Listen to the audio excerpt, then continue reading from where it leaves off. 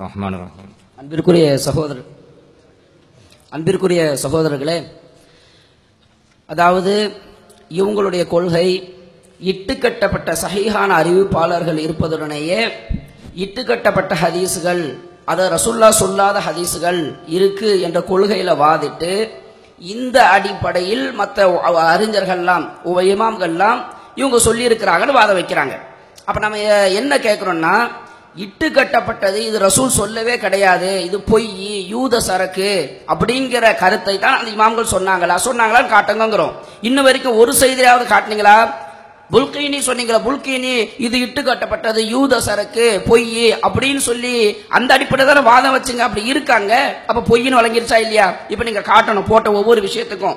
அதே மாலிக் ரஹ்மத்துல்லாஹி அலைஹி சொன்ன விஷயத்துல அந்த ஹசாமியா செய்தி, ஹஜ் சகீர் சிறுவருடைய ஹஜ் சம்பந்தமான செய்தி, அதே போல மையத்துடைய ஷாஃபி இமாம் ஆயிஷா ரலியல்லாஹு ஹதீஸை மறுத்தார்களா? உங்களை பொறுத்தமட்டில் இட்டு கட்டப்பட்டது பொய், ரசூல் அப்படி சொல்லவே இல்லை என்று சொன்னாங்கன்னு சொல்றீங்க. அவங்க நீங்க வாசிக்கணும் எங்க அதை சொல்லி இருக்கிறாங்க, இது இட்டு கட்டப்பட்டது யூத சரக்குன்னா சொல்லி இருக்காங்க அப்படின்றத நீங்க காட்டணும். அதே போல வசக்குடைய மேட்டர் சொன்னீங்களே, இந்த வசக்குன்னு ஒரு செய்தியை சொன்னீங்களே, அது என்னன்னு விளக்கல, அது விளக்கி அதில் எங்க இருக்குன்னு நீங்க காட்டணும். அதே போல வழிகாரர் நோன்பு வைக்கலாம்னு சொன்னீங்களே, அதுல அந்த மாதிரி செய்தி எங்க இருக்கு? இட்டு கட்டப்பட்டது என்று அறிஞர்கள் ஒத்துக்கொண்டார்கள் எங்க இருக்கு? நீங்க பொய் சொல்லி இருக்கீங்களேன்னு அம்பளை படிச்சு தோல் உரிச்சிட்டு இருக்கோம். அதுக்கப்புறம் இப்போ ஒரு கிளிப் போட்டாங்க. அந்த கிளிப்ல என்ன சொல்லி இருக்கிறேன், 2 ஆதாரங்கள் வந்தால் 2 ஆதாரத்தில் ஒரு ஆதாரம் பலமானதாக இருக்கு, அதை எடுத்து அமல் செய்யறவங்க அப்படிங்கிறது சம்பந்தமான ஒரு விஷயத்தை நான் சொன்னேன்.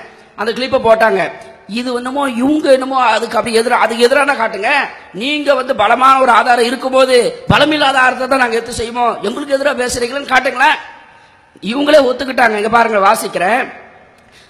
ஹதீசுகளுக்கு மத்தியில் முரண்பாடு காணப்பட்டால் எல்லா ஹதீசுகளும் சமமான தரத்தில் உள்ளவையா என்று பார்க்க வேண்டும். அவற்றில் ஒரு ஹதீஸ் மிக உயர்ந்த தரத்திலும் மற்றவை குறைந்த தரத்திலும் இருந்தால் தரம் குறைந்ததை விட்டுவிட்டு தரம் உயர்ந்ததை எடுத்துக்கொள்ள வேண்டும் அப்படின்னு எழுதியிருக்கீங்க. இப்ப நீங்களும் இந்த உசூலை எழுதி தானே வச்சிருக்கீங்க. அப்ப இது எல்லாரும் பின்பற்றக்கூடிய உசூல் தானே. ஒரு விஷயத்தை ஆய்வு செய்யும் போது பலம் எது கூடுவோ அதை எடுப்பாங்கன்றது விதி. அதுக்காக வேண்டி இட்டு கட்டப்பட்டது பொய், முரணு அப்படிலாம் பொய் சொன்னீங்கல்ல, இது எங்க இருக்கு? நான் அந்த விஷயத்தை விளக்குறேன், தெளிவா விளக்குறேன். நீங்க ஒத்துக்கொண்ட விதின்னு இப்ப நீங்க சொல்லுங்க. உங்க கொள்கைக்காக வேண்டி நீங்க சில ஹதீசுகளை பதிவு பண்ணிருக்கீங்க, சில ஹதீசுகளை வச்சிருக்கீங்க. அந்த ஹதீசுகளை தவிர்த்து மற்றது எல்லாமே அப்ப இட்டுக்கப்பட்ட ஹதீஸா? நீங்க உங்க கொள்கைக்கு பலமான சில ஆதாரங்கள் சொல்லி காட்டுவீங்கல்ல, அதை தவிர்த்து ஹதீஸ் கிதாபுகளில் உள்ள அத்துணை ஹதீசுகளும் இட்டு கட்டப்பட்ட ஹதீஸ்கள் டிக்ளேர் பண்ணுங்க. மௌதுன்னு ஒரு தனியா வச்சிருக்கீங்க, லைஃப்னு ஒன்னு தனியா வச்சிருக்கீங்க, லைஃப்குள்ள ஷாதுங்கிறீங்க.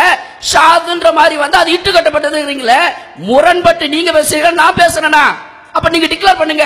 உங்களை பொறுத்த மட்டில் உங்க கொள்கைக்கு ஆதாரமாக வைக்கப்பட்ட ஹதீசுகளை தவிர்த்து மற்ற அத்துணை ஹதீசுகளும், ஏன்னா இதெல்லாம் பலமானதான எடுத்திருக்கீங்க, மற்ற அத்துணை ஹதீசுகளும் இட்டு கட்டப்பட்ட ஹதீசுகள் தான் அர்த்தம் அப்படின்னு சொல்லுங்க. அப்ப இன்னொரு கேள்வியை வரும், வெப்ப அதை வச்சுக்கிட்டா என்னென்ன வாதம் வைப்பேன்னு வெப்ப அடுத்து.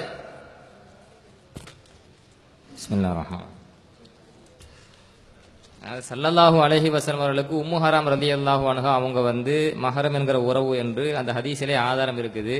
அந்நிய பெண்ணை தொடமாட்டாங்க, ஆனா அந்த ஹதீஸில் பேன்பாக்க அனுமதி கொடுத்தாங்கன்னு வருது. அப்ப அந்நிய பெண்ணா இருந்து அனுமதி கொடுத்துருப்பாங்களா?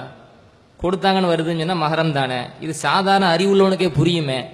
இதை போய் நீங்க மறுத்துட்டு இருக்கீங்களா? நாங்க கேள்வி வச்சு மஹரம் ஆதாரமா வைக்கிறோம். அவங்க என்ன சொல்றாங்கன்னா, அப்ப ஒரு ஆள் ஒரு பெண்ணுக்கு ஒரு பெண்ணு ஒரு ஆணும் பேன் பார்த்துட்டு இருந்தாங்க அப்படின்னு சொன்னா உடனே அக்கா தம்பி உறவு வந்துடும், தாய் மகன் உறவு வந்துடும் அப்படி சொன்னோமா நாங்க.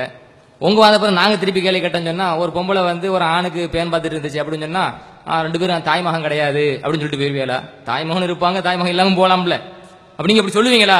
தாய் மகன் உறவு கிடையாது அப்படிம்பீங்களா? தாயும் மகனும் தான் பேன் பார்த்துட்டு இருக்காங்கன்னு வச்சுக்குவோம், பேன் பார்த்துட்டாங்கல்ல அதனால தாய் மகன் கிடையாது அப்படின்னு சொல்லுவீங்களா? இது உங்க வாதப்பறம் தான் கேட்டுக்கிட்டு இருக்கேன். நான் அங்க வச்ச வாதம் என்ன? பெருமானார் ஸல்லல்லாஹு அலைஹி வஸல்லம் அவர்கள் அன்னை பெண்ணை தொட மாட்டார்கள், தொட அனுமதிக்க மாட்டார்கள் என்று இருக்கின்ற பொழுது ஒரு உம்மு ஹராம் ரலியல்லாஹு அன்ஹா பெண்மணி நபியினுடைய தலையை தொட்டிருக்கிறார்கள், பேன் பார்த்திருக்கிறார்கள், நபி அனுமதி கொடுத்தார்கள் என்று சொன்னால் சாதாரண அறிவுள்ளவனுக்கு கூட இது புரியுமே. அப்படி புரிய போய் தான் இத்தனை ஹதீசுகளை அறிஞர்கள் 1400 ஆண்டு காலமாக உள்ள அத்தனை நபர்களும் அறிஞர்களும் இதை தன் நூலில் ஏற்று பதிவு செஞ்சிருக்காங்க. அவங்க புத்தி உள்ளவங்க, அறிவு உள்ளவங்க. நீங்க முரண்படுத்துறீங்க, ஆபாசமா சித்தரிக்கிறீங்க என்பது எங்க நிலைப்பாடு. அடுத்து என்ன கேட்டீங்கன்னா, எதிர்த்தரப்பு ஒரு ஆளு பேசினாரு, நாங்க உம்முவராம் ஹதீஸை நபியை கேவலப்படுத்தவும் சொல்றாங்க, நாங்க ஹதீஸை ஏத்துக்கிட்டோமா, நாங்க மறுக்க தானே செய்யறோம். ஏன் மறுத்தீங்க, ஏன் மறுக்கிறீங்க கேட்கிறேன். அந்நிய பெண் மடியில் படுத்தார்கள், மேலே சாய்ந்தார்கள், அந்நிய பெண்ணை சந்திக்க போனார்கள், இப்படி கேவலப்படுத்த மறுக்கிறீங்க. இப்படி நீங்க வைக்கிற குற்றச்சாட்டு உண்மையா? அது போலியானது தான் நாங்க சொல்றோம். ஒரு போலியான குற்றச்சாட்டை பெருமானார் ஸல்லல்லாஹு அலைஹி வஸல்லம் அவர்களை இழிவுபடுத்தி, அவர்களுடைய கண்ணியத்தை குலைத்து, அவர்களை மட்டப்படுத்தி ஒரு ஹதீஸை மறுக்கிறீங்க. நாங்க வாதம் வைக்கிறோம், நாங்க ஹதீஸை மறுத்துட்டோமே, எங்களை எப்படி சொல்லலாம்? இது வாதமா இது என்கிற ஒரு விஷயத்தை நான் இங்கே பதிவு செய்கிறேன். அடுத்து இன்னொரு விஷயம் அப்படி என்ன கேட்டீங்கன்னா, ஒரு ஆளு குரங்க சொல்லுங்க கேட்கிறாரு, இன்னொரு ஆளு அது சாலிம சொல்லுங்கன்னு கெஞ்சிறாரு. ரெண்டுல எதை சொல்ல எனக்கு நேர பிரச்சனை இருக்குது என்பதை சொன்னாலும் அதை என்ன செய்யறாங்க, கதை சொல்றேன்னா. புகாரி இமாமுடைய ஹதீஸ் எடுத்து சொன்ன கதைங்கிறாரு. ஏன்னா அவருக்கு பார்வையில் எல்லாமே கதை தான். அபூதாவுத் இமாமுடைய ஹதீஸ் எடுத்து சொல்றேன் கதைங்கிறாங்க. நான் தனக்குள் சொன்ன என்பதுக்கு புகாரியுடைய ஹதீஸ் தான் ஆதாரம் வச்சேன், தனக்குள் சொன்னார்கள் என்பதுக்கு அபூதாவுத் ஹதீஸ் தான் ஆதாரமா வச்சேன். அது கதை. ஏன்னா உங்க பார்வையில் எல்லாமே கதை. புகாரி இமாமுடைய ஹதீஸ் கதை, அபூதாவுத் கதை, இப்படி போயிட்டே இருப்பீங்களா, கடைசியில் குர்ஆனும் கதைன்னு சொல்லி முடிப்பீங்க. அப்படி முடிக்க கூடாது. எங்க மக்களை காப்பாற்ற என்பதற்காகத்தான் இப்படி ஒரு வாதத்தை நாங்க என்ன செஞ்சிட்டு இருக்கிறோம். அடுத்து இன்னொரு முக்கியமான விஷயம் என்ன, குரங்கு மேட்டருக்கும் வரோம். இப்போ சாலிம்னு சொல்றதுனால நான் இன்ஷா அல்லாஹ் இப்போ மொழிபெயர்ப்பு செய்து வருகிறேன். ஹதீஸ்ல உள்ளதை மொழிபெயர்ப்பு செய்யறேன். மொழிபெயர்ப்பு செஞ்ச பிறகு நீங்க ஆபாசம் நீங்க சித்தரிச்சீங்கன்னு சொன்னா அதுல ஆபாசம் இல்லாம புரிய முடியும் என்பதை நாங்க விளக்குவோம். ஹதீஸ்ல என்ன வருகிறது அப்படின்னு சொன்னா, புகாரியில ஹதீஸ் வருதுங்க. அண்ணா அபா ஹுதைஃபா இப்னு உத்பா, அபூ ஹுதைஃபா ரலியல்லாஹு அன்ஹு அவர்கள் இவங்க பதில் யுத்தத்தில் கலந்து கொண்டாங்கன்னு வருது. இந்த சஹாபி தபன்னா சாலிம் ரலியல்லாஹு அன்ஹு அவர்களை வளர்ப்பு மகனாக எடுத்துக்கொண்டார்கள். அன்கஹு பின்த் அஹீஹி ஹிந்த், தங்களுடைய சகோதரனுடைய மகள் ஹிந்து என்பவளை இந்த வளர்ப்பு மகன் சாலிமுக்கு அபூ ஹுதைஃபா அவர்கள் திருமணம் முடித்து கொடுத்தார்கள் அப்படின்னு சொல்லிட்டு அந்த ஹதீஸ்ல வருது. அபூ ஹுதைஃபா ரலியல்லாஹு அன்ஹு சாலிமை எப்படி வளர்ப்பு மகனாக எடுத்தார்கள்? கமா தபன்னன் நபி ஸல்லல்லாஹு அலைஹி வஸல்லம் ஸைதன், நபி ஸல்லல்லாஹு அலைஹி வஸல்லம் அவர்கள் ஸைத் அவர்களை ரலியல்லாஹு அன்ஹு அவர்களை எப்படி வளர்ப்பு மகனாக எடுத்துக்கொண்டார்களோ அதே போல அபூ ஹுதைஃபா ரலியல்லாஹு அன்ஹு சாலிம் என்பவரை வளர்ப்பு மகனாக எடுத்துக்கொண்டார்கள். வகான மன் தபன்னா ரஜுலன் ஃபில் ஜாஹிலியா, வாசிட்டா உடனே புகார் வாசிக்கணும், புகார் தானே வாசிக்கணும், வாசி சொல்றேன். வகான மன் தபன்னா ரஜுலன் ஃபில் ஜாஹிலியா, ஜாஹிலியா காலகட்டத்திலே ஒருவர் ஒரு மனிதரை வளர்ப்பு மகனாக எடுத்துக்கொண்டால் தஆஹு அன்னாசு இலைஹி, மக்கள் அந்த வளர்ப்பு மகனை அந்த வளர்ப்பு தந்தையோடு சேர்த்து தான் அழைப்பார்கள். இன்னாருடைய மகன் வளர்ப்பு தந்தையா தான் இருப்பாரு, வளர்ப்பு மகனா தான் இருப்பாரு, ஆனா இன்னாருடைய மகன் சொல்லிடுவாங்க, இப்படி சேர்த்து அழைப்பார்கள். ஓ வரிச மின் மீராசிஹி, இந்த வளர்ப்பு மகன் அந்த வளர்ப்பு தந்தையினுடைய சொத்திலிருந்து வாரிசாக ஆகுவார். இது கடந்த காலத்தில் அறியாமை காலகட்டத்தில் உள்ளது. இது எது வரைக்கும்? ஹத்தா அன்ஸலல்லாஹு உதுஊஹும் லி ஆபாயிஹிம், அப்படி ஒரு வசனம். அந்த வசனத்தில் அல்லாஹ் என்ன சொல்றான்? உதுஊஹும் லி ஆபாயிஹிம் ஹுவ அக்ஸத்து இந்தலான ஒரு வசனம் வருது குர்ஆன்ல. வளர்ப்பு பிள்ளைகளை அவங்க பெத்தெடுத்த தந்தை இருப்பாங்களே அந்த தந்தையின் பக்கம் சேர்த்து தான் நீங்க அழைக்கணும். இன்னாருடைய மகன் இன்னாருன்னு சொல்லும் போது அவர் பெத்தெடுத்த தந்தை தான் சொல்லணும். வளர்ப்பு மகன தந்தையை சொல்லி இன்னாருடைய மகன் இன்னாருன்னு சொல்லக்கூடாது அப்படின்னு அல்லாஹ் என்ன செய்கிறான்? தடை செய்கிறான். இந்த வசனம் இறங்கிய பொழுது ஃபருத்து இலா ஆபாயிஹிம், அப்போ யாரெல்லாம் வளர்ப்பு மகனை வைத்திருந்தார்களோ அவர்கள் எல்லாம் அவங்களை பெற்றெடுத்த தந்தையின் பக்கம் என்ன செஞ்சிட்டாங்க?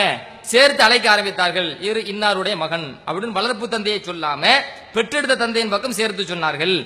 ஃபமல்லம் யுஅலம் லஹு அபுன், யாருக்கு இவர்தான் தந்தை என்று அறியப்படாதோ அவர் அந்த வளர்ப்பு தந்தைக்கு மௌலா பொறுப்பில் உள்ளவராகவும் அகன் சித்தீனி மார்க்கத்தின் அடிப்படையில் சகோதராகவும் ஆகியிருந்தார். ஏன்னா குர்ஆன் அப்படிதான் சொல்லுது.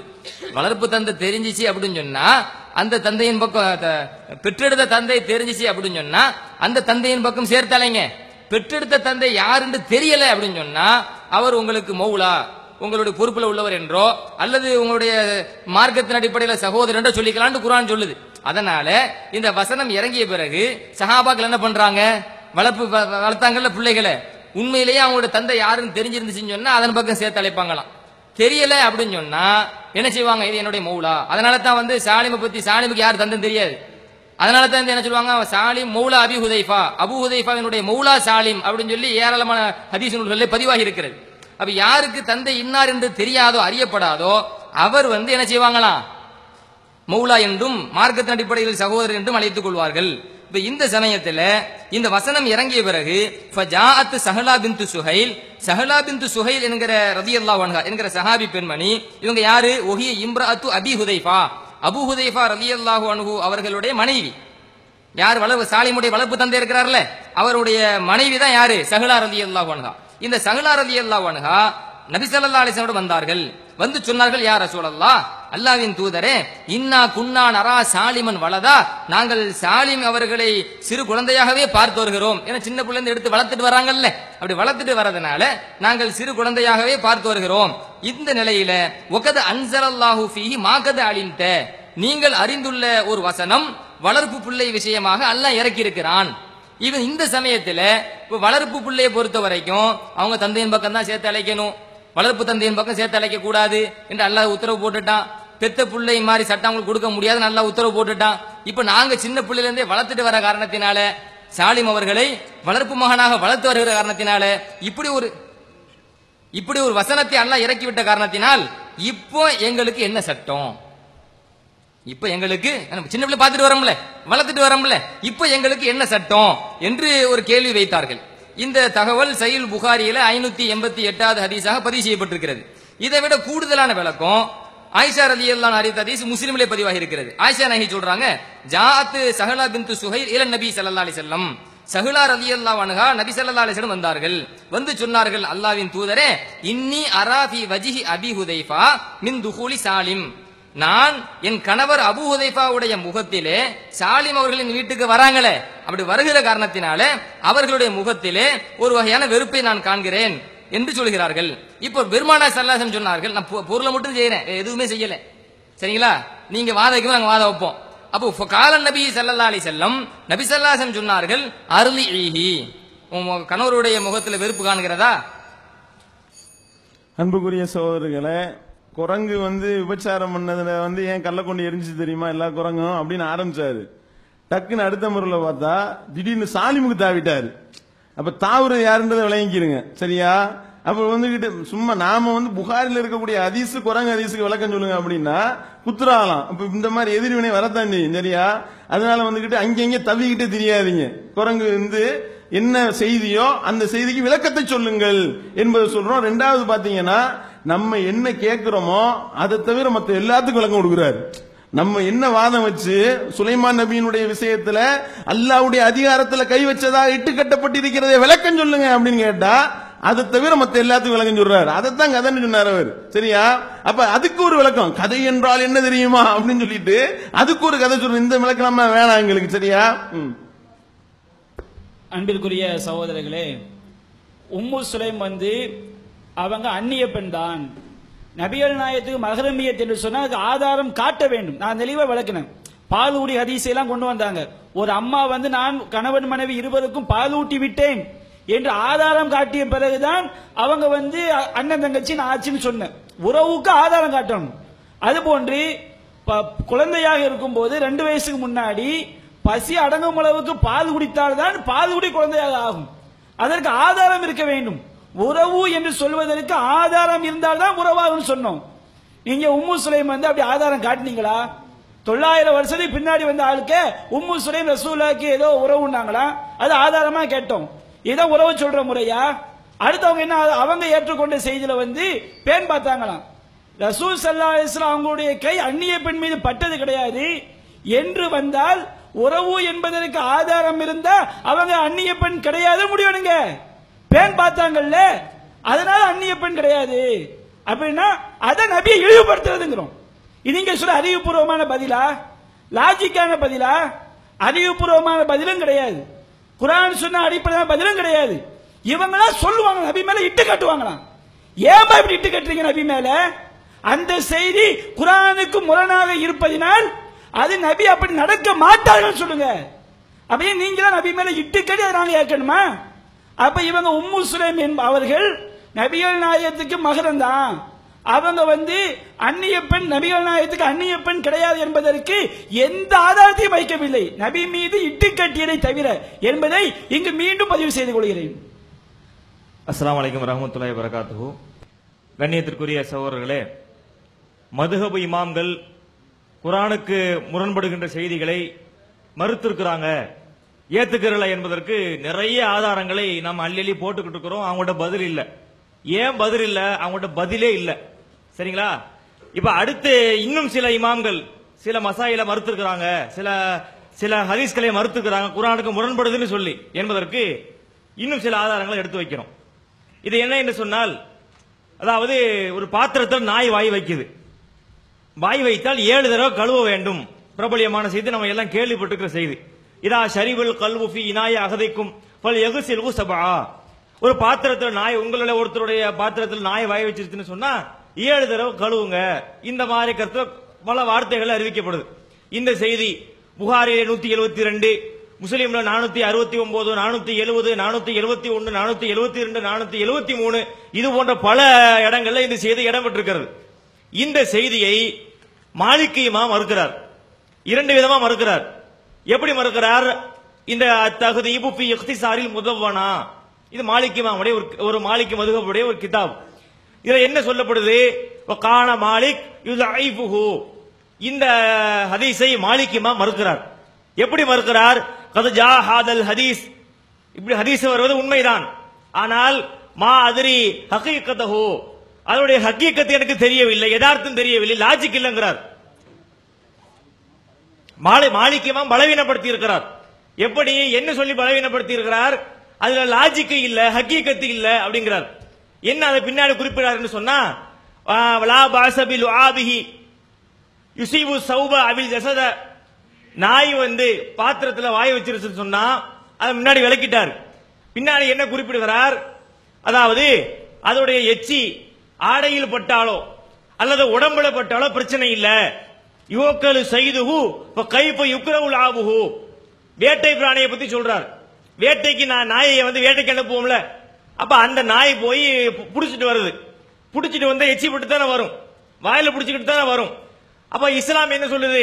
அதை சாப்பிடலாம்னு சொல்லுது. குர்ஆன் அதை அனுமதிக்கிறது. அப்ப வாயில புடிச்சிட்டு வரக்கூடிய நாய் புடிச்சிட்டு வரக்கூடிய சாப்பிடலாம், அது பிரச்சனை கிடையாது. அப்ப அதனுடைய எச்சி மட்டும் எப்படி பிரச்சனை ஆகும், எப்படி வெறுக்கப்பட்டதா ஆகும் என்று சொல்லி மறுக்கிறார். இது ஒன்று இருக்கிறது. இன்னொன்னு தெளிவாக வருகிறது. அத்தன்பிகாத்தில் முஸ்தன்பிதத்து அலல் குதுபில் முதவனத்தி வல் முக்தலிதா, இது ஒரு கிதாப். இந்த கிதாபுல என்ன சொல்லப்படுது? இந்த ஹதீஸை மறுக்கிறதுக்கான காரணம் சொல்றாங்க. என்ன சொல்றாங்க? அன்னஹு ஹபருன் வாஹித், இது வந்து தனித்த நபர்கள் அறிவிக்கக்கூடிய செய்தி. லாஹிருஹு பி நஜாசத்தில் கல்ப், இதுல உள்ள வெளிப்படையான கருத்து என்னன்னு சொன்னா நாய் வந்து நஜீஸ்ங்கிறது தான். ஆனா இந்த கருத்து ஆரல கவுலுஹு தஆலா, அல்லாஹ்வுடைய தூதரோட அல்லாஹ்வுடைய அந்த வார்த்தைக்கு இது முரண்படுகிறது. எந்த வார்த்தை? குலு ஃபகுலு மிம்மா அம்சக்ன அலைக்கும், அவைகள் உங்களுக்காக பிடித்து வரக்கூடியவற்றை நீங்கள் சாப்பிடுங்கள். நாயை பத்தி சொல்லப்படுது. அப்ப அது பிடிச்சிட்டு வரக்கூடிய நாய்கள் பிடிச்சிட்டு வரக்கூடியதை சாப்பிடலாம் என்று வரக்கூடிய இந்த வசனத்திற்கு இது மாற்றமாக வருகிறது என்று சொல்லி இமாம் மாலிகி அவங்க இதை மறுத்துக்கிறாங்க. இப்ப மாலிகி இமாம் யாருன்னு சொல்லுங்க. இதே கருத்தை சொன்ன நாங்க எங்களை சொன்ன இதே வார்த்தைகளை மாலிகி இமாமை பார்த்து சொல்லுங்க. அடுத்தபடியாக இரண்டாவது ஒரு செய்தியை வைக்கிறோம். அதாவது தலப்பாகை மீது மசகு செய்கிறது. ஒளி செய்யக்கூடிய நேரத்தை தலப்பா அணிஞ்சிருக்கிறோம். தலப்பாகையை கலட்டாமலேயே அந்த ஈரத்தால் தலையில மசகு செய்து கொண்டால் போதுமானது. இது நாம எல்லாம் அறிந்திருக்கிற ஒரு செய்தி தான். இந்த எப்படி வருகிறது? மசகபி நாசியத்திகி அலல் இமாமா, நபி அவர்கள் தலப்பாகை நெற்றியின் மீதும் தலப்பாகையின் மீதும் மசகு செய்தார்கள் அப்படின்னு வருகிறது. இந்த செய்தி முஸ்லிம்ல 461, 462, 463, 464 இத்தனை எண்கள்ல பதிவு செய்யப்பட்டிருக்குது. இதை ஹனபி மதுஹப்ல மறுக்கிறார்கள். எந்த ஹனபி மதுஹப் கிதாப்? பஹ்ருர் ராயிக். இந்த பஹ்ருர் ராயிக் என்பது என்ன கிதாப் என்றால் கன்சு தகாயிக். இது ஹனபி மதுஹபுடைய பிரபலியமான புத்தகம். அதோடைய ஷரஹ் தான் இந்த பஹ்ருர் ராயிக். இதுல எப்படி மறுக்கிறார்கள்? வல் ஹுஜ்ஜத்துல் ஜும்ஹூர், அதிகப்படியானவர்களிடத்தில் உள்ள ஆதாரம் என்னன்னு சொன்னா அன்னல் கிதாப் அல் அஸீஸ வரத பி கஸ்ரில் அலாயி வ மஸ்ஈர் ரஸ், அதாவது அன்னல் கிதாப் அல் அஸீஸ வரத பி கஸ்ரில் அலாயி வ மஸ்ஈர் ரஸ், குர்ஆன்ல எப்படி வருதுன்னு சொன்னா உறுப்புகளை கழுவ வேண்டும், தலையின் மீது மசல் செய்ய வேண்டும் என்றுதான் குர்ஆன்ல வருகிறது. ஆனா நாம் என்ன செய்ய முடியாது?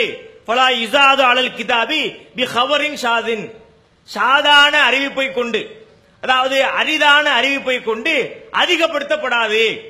குர்ஆன்ல என்ன வருது? உறுப்புகளை கழுவுங்க தானே வருது, தலைக்கு மசகு செய்யுங்க தானே வருது.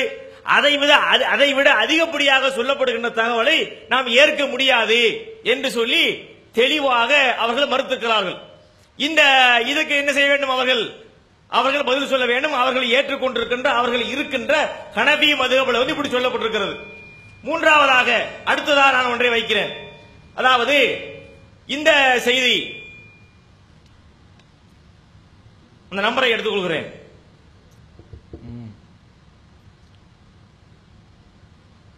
இப்படியெல்லாம் இமாம்கள் மறுத்தாங்கன்னு ஏராளமான செய்திகள். அடுத்தபடியாக ஒரு செய்தி, பெண்ணு, நாய், கழுத இந்த மூன்றும் குறுக்க வந்துவிட்டால் தொழுகை முறிந்துவிடும் அப்படின்னு ஒரு செய்தி இருக்கிறது. இந்த செய்தியை பல நூல்களில் இடம்பெற்றிருக்கிறது. இந்த ஹதீஸை என்ன செய்கிறார்கள்? மறுக்கிறார். இது முஸ்லீம்ல, புகாரில, இந்த முஸ்லீம்ல எல்லாம் அபூ ஹுரைரா அறிவிக்கிறாங்க, அபூதர் கிஃபார் அறிவிக்கிறாங்க. இந்த செய்தியை இமாம் ஷாஃபி மறுப்பதாக இஃப்திலாஃபுல் ஹதீஸ் என்கின்ற கிரந்தத்தில் சொல்லப்பட்டிருக்குது. ஷாஃபியினுடைய கிதாபான இஃப்திலாஃபுல் ஹதீஸ் என்கின்ற கிதாபுல என்ன சொல்லப்படுகிறது? இந்த மாதிரி இந்த செய்தியை குறிப்பிடுறாங்க. யக்தவு ஸலாத்த அல் மர்அத்து வல் கல்பு வல் ஹிமார். தொழுகையை வந்து முறித்து விடும். எது முறிக்கும்? பெண்ணு, நாய், கழுத இது மூணு குறுக்க வந்தாச்சுன்னா தொழுகை முறிஞ்சிரும் சொல்லிட்டு குறிப்பிடுறாங்க. கான முகாலிபன் ஹாதில் அஹாதீஸ், இது வந்து பல ஹதீஸ்களுக்கு மாற்றமாக இருக்கிறது அப்படின்னு சொல்லிட்டு ஹதீஸ்க்கு மாற்றமாக இருக்கணும் குறிப்பிடுறாங்க. அதற்கடுத்து என்ன குறிப்பிடுறாங்க? குர்ஆனுடைய கருத்து விடப்படுது. இதை நாம் ஏற்றுக்கொண்டால் குர்ஆனுடைய கருத்து விடப்படுதுங்கிறாங்க. என்ன குர்ஆனுடைய கருத்து?